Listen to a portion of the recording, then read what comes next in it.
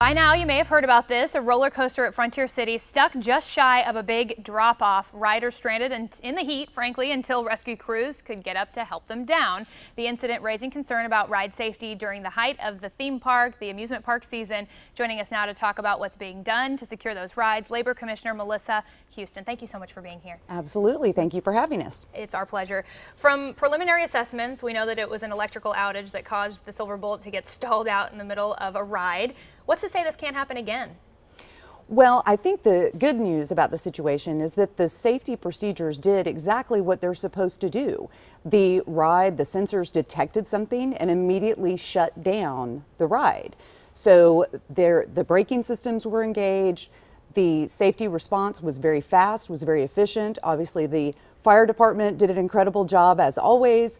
And so it's really that the safety systems worked the way they were supposed to. The safety systems worked, but my question for you now is, this wasn't the first time that we know this has happened. This happened back in 2014. A viewer actually snapped a photo of the time that happened and sent it in to us. Does it concern you that this is now twice for the same ride?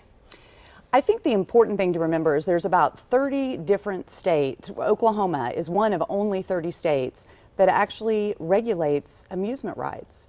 So in a lot of states across the country, we don't have the kind of regulations that we have in place in Oklahoma.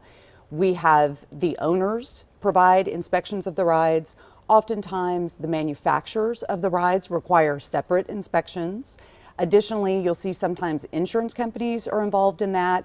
And then finally, the Department of Labor is really that kind of last step to make sure that the ride is not put into operation unless it has been inspected by our inspectors and been given a tag. It's actually something that patrons, we encourage them to look for.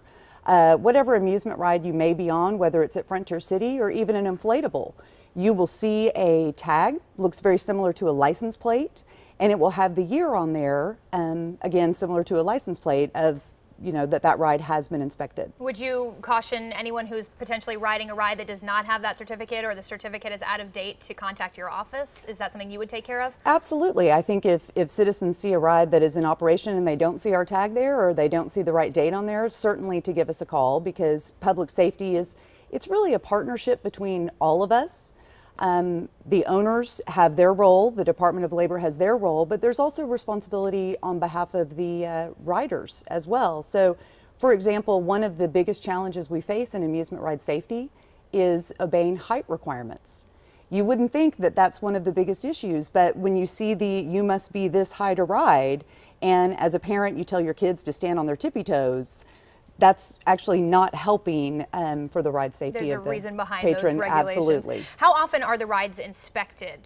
In the state of Oklahoma, the rides are inspected annually, and again, a ride will not be allowed to go into operation without that inspection sticker done by the Department of Labor. Can you say definitively today that the Silver Bullet is safe to ride? The Silver Bullet would not be opened back up if our inspectors had not thoroughly inspected it and approved it and given the go-ahead. Are there other safety concerns at Frontier City or other amusement parks that you guys are actively looking into right now?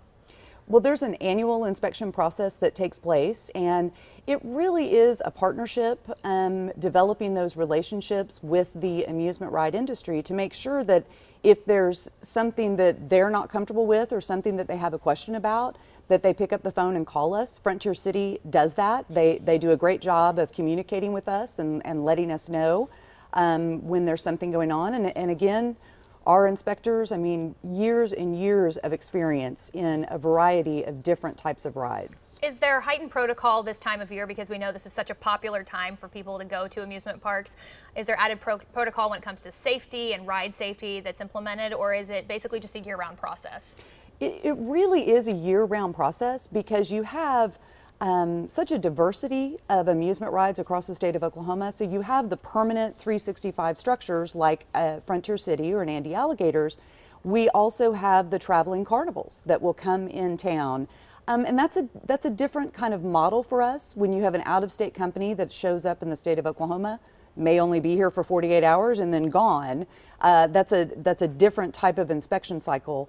We also have some of the rental companies, a company that you can call and rent an inflatable from, or a zip line. I mean, so there's a real diversity. Additionally, we do water slides. What about the state fair? A lot of people want to know if you're regulating that as well. We absolutely do the state Okay. fair, and in September we'll be happy to invite you out when we have our annual inspection where we work with the state fair, and we spend several days actually out there going through all the rides and then invite the media to come and see the inspection process and how thorough it is. I am scared, terrified to ride the roller coasters, but I'd love to see the inspection process. Thank Absolutely. you so much, Melissa Houston, our labor commissioner, for coming in and talking to us about amusement park safety ahead of this holiday weekend.